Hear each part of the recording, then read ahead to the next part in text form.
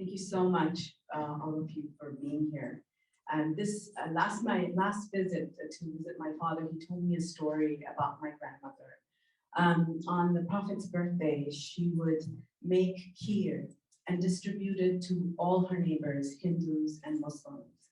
And he was reminiscing about the India that he grew up in and mourning the India that doesn't exist anymore. So just wanted to just say that this cause is personal to many of us. We have family, friends, relatives back in India. Justice for All's work on genocide tracking began almost 30 years ago with Bosnia. And we have experienced recognizing genocide from the Central African Republic to the Uyghurs in China, to the Rohingya in Burma, and India, we're seeing is much more open about it. We're seeing from our work and our history on working on genocide, how media is being used in India like it was used in Bosnia. How Facebook is being used in India like it was used in the Rohingya genocide. How there are detention camps, much like the Uyghur detention camps in China. The genocidal language, the dehumanizing language that is being used, like Rwanda. I believe it is very important, as many of the speakers have mentioned, that we recognize the force behind everything that is occurring and what you have heard today. It is important to name the ideology. This is the Hindutva ideology, and to name the Hindutva organizations that are working to perpetuate this genocide. The RSS, it's like the Ku Klux Klan, but worse, in that it has a paramilitary force that works hand in glove with the ruling party in India. Let that sink in.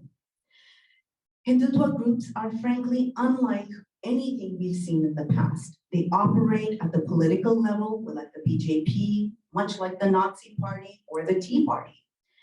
At the social level, like the VHP, works like the Ku Klux Klan.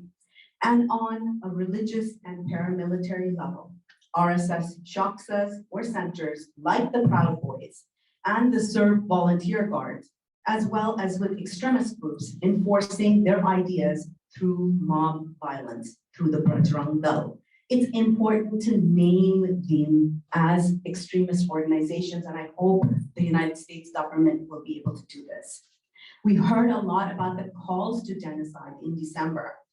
I want to emphasize this was the largest religious body of Hindus, and we again reiterate, we do not believe Hindutva is Hinduism, that issued this call for genocide at the Hindu Dharam Summit. A clear plan was made out: collect and train in weapons, recruit suicide bombers, and kill 2 million to drive away the rest in fear, much like Burma. Where are these 250 million people going to go? Bangladesh? To Pakistan? Afghanistan? What is going to happen to South Asia? This is much bigger than even just India. And this is why Professor Stanton has issued 2 genocide alerts for India. And the Holocaust Museum has early warning project, is recognizing that India is already going through mass killings. Now, the work is done in a very hidden way. There's almost no case where there is open admission of the government's complicity. The BJP is, as well as its parent RSS, remain hidden behind the cover while influencing their followers. The supremacy of the Hindu religion and culture, and the narrative that blames Muslims as foreigners, and the problems that are faced by, and responsible for the problems faced by Hindus. Now, one thing that we as the India Working Group keep hearing from the US government is that we need to trust the judiciary. I wanted to point out just 2 things about court complicity before I end. Laws are applied differently for Muslims and Hindus.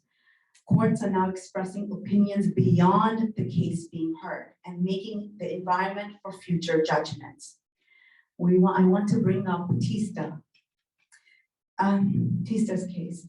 She is a human rights defender who's worked on bringing justice for Muslim victims of the 2002 pogroms against Muslims in Gujarat. She was a co-petitioner in the case of Zakia Jafri and had petitioned the Supreme Court on the death of Zakia Jafri's husband in Gujarat. She has been arrested soon after and was abused in police custody. The message is, the court said, it called for the arrest of anyone involved, or if anyone did a similar case like Tista did in the future. The message is, Hindus who help Muslims will not be spared. The second case in point, just day before yesterday, Mohammed Zuberi, co-founder of the fact-checking website Alt News, highly respected, arrested, Twitter account blocked, and we all fear for his life in incarceration. His partner, Hindu fact-checker, says that Zuberi was targeted because he was Muslim. Now, what does this mean for the United States? And this, I'm saying this on behalf of the entire India Working Group. India's inaction and our unwillingness to take even small steps is seen as a weakness. The United States is weak. We treat India in a preferential way, and the unwillingness of our government to follow its own CATSCA sanctions shows that clearly. We cannot make the same mistake that we made in China. Look at where China is right now. If we had taken bold steps to stop China in its tracks 20 years ago, we would not be facing what we are facing today. The time to stop India in the path of genocide is now. We just simply don't have more time.